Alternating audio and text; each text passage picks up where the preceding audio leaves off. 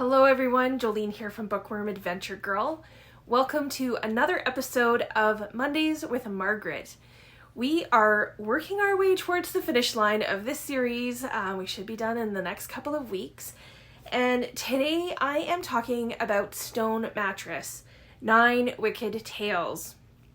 This was originally published in 2014, and this is the last short fiction collection of the series. In some ways, I have enjoyed Atwood's short stories, I think, the best so far, and this was an interesting collection. The collection starts with a story called Elfin Land. It's the first of 3 linked stories. There is an ice storm going on, and Constance is talking to her husband, Ewan. Now, Ewan is dead. He died of cancer, and Constance knows that he is dead, but she has oral hallucinations of him being around. And Constance is still grieving and is in the midst of making decisions about, whether or not she should go into a retirement home now or if she should wait. And Constance is a writer, and Elfin Land is the world that she writes about. And we are reminded briefly that Constance lived with a man named Gavin before she was with Ewan. And Gavin is important because he is the character that is linked to the next story, which is called Revenant. And Gavin is a poet, and he's now married to Reynolds. And Reynolds has arranged for an interview with Navina. Navina is an undergraduate student, and she asks about Gavin's poetry, but really what she wants to know about is his long relationship that he's had with Constance. And this does not go well with Gavin. He gets quite upset, and her questions, make him have to look at himself and what really happened with his relationship, and he questions his new relationship. And then the next story, called Dark Lady, it introduces Jory, who was at one time one of Gavin's muses for his poetry. And at Gavin's funeral, she meets Constance, and the two come to kind of a reconciliation for the fact that they've been blaming each other for so long about their relationships with Gavin. And Navina, the undergraduate from the earlier story, is also present at the funeral. The fourth story goes in a completely different direction. It's called Lucis Natura, I think, and it's about a young girl who has been born a freak of nature. Her father insists that she is a human being, but she has hair all over her body, she avoids mirrors, she has pink fingernails, she's nocturnal, and she has other vampire characteristics. The rest of her family, basically her sister and her mother, are worried that the sister will never marry if people find out. So the family has this fake funeral so that all the neighbors think she has died, but the truth comes out eventually. The fifth story, it was not my favorite, but it was an interesting concept, and it did have some interesting symbols.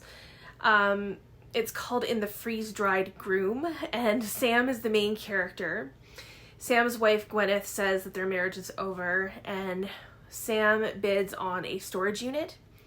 And inside the storage unit, he finds wedding items, including a dead groom that looks like he has been freeze-dried. The owner eventually shows up and tries to make a deal with Sam to get everything back, including the dead groom. But things don't end well for everyone. And then next up is I Dream of Xenia with the bright red teeth. And this story revisits characters from The Robber Bride. So you may remember Xenia, who stole husbands from her so-called friends. And one of the themes in The Robber Bride that I talked about was dreams. And in this story, Karis has a dream about Xenia, who returns. And Karis is with Billy, and her friends Tony and Roz have tried to warn her about Billy, but Karis, she just can't see it, and Karis's dog even doesn't like Billy, and Karis kind of believes that the dog is Xenia reincarnated, and is there to save her from Billy. And the friends have, you know, now a different perspective of Xenia and think that maybe she had been protecting them after all. I don't think that's what was going on though. And then next was The Dead Hand Loves You. In this story, Jack is a writer, and when he is behind on his rent for several months, he makes a deal with his roommates, Jack, Rod, and Irina, that he will pay them through shares of this novel that he's writing.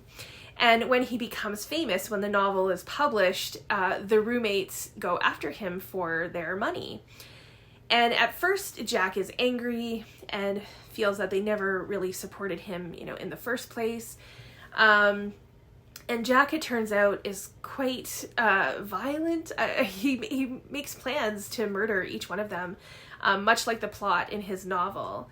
And he kind of gives me the creeps. But this has the idea of a story within a story, like Atwood's novel Lady Oracle. The title story, Stone Mattress, is about Verna. And we learn of her 4 husbands and how they died by natural causes, even if it was helped along by some extra medication and overeating. Her thinking was better to be swift than to linger. But now Bob is the most recent man who is interested in her.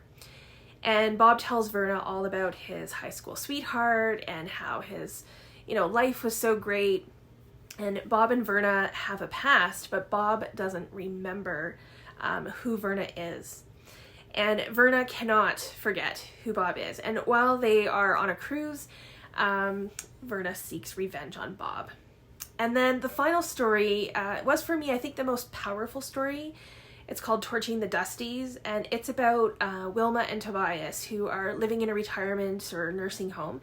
And as they tell us about kind of life in the home and how they have changed with age, you know, so like, for example, Wilma, she says she can still do things for herself. She can still dress herself, you know, as long as there are no buttons involved. But then one day during a meal, there is this ruckus, this chaos outside the gate, and there are protesters. And they find out that there are groups of people protesting at various nursing homes across the country. And the protesters wear masks with baby faces on them, and they carry signs that say, you know, our turn and move on, and or move over. And eventually even the staff all leave, and the protesters torch the place in hopes that it will kill the elderly to make room for young people. So the themes that we see in these short stories are aging and ageism, the life of writers, grief and death, revenge, forgiveness, marriage, relationships. And then Atwood even like reimagines her own stories, which I thought was neat, and includes stories within stories. If I were to choose my favorites in this collection, I think that I would pick, my top 3 would be Elfin Land, I Dream of Xenia with the bright red teeth, and Stone Mattress. And then I would have to add Torching the Dusties, since it really did make a point. So please let me know if you have read Stone Mattress. Are there any stories that, you know, you liked best? Are there themes that you enjoyed? You know, which ones did you like the most? Love to hear about it. I look forward to chatting with you in the comments. Thanks again for watching. I hope you enjoy the rest of your day, and don't forget to make every day an adventure.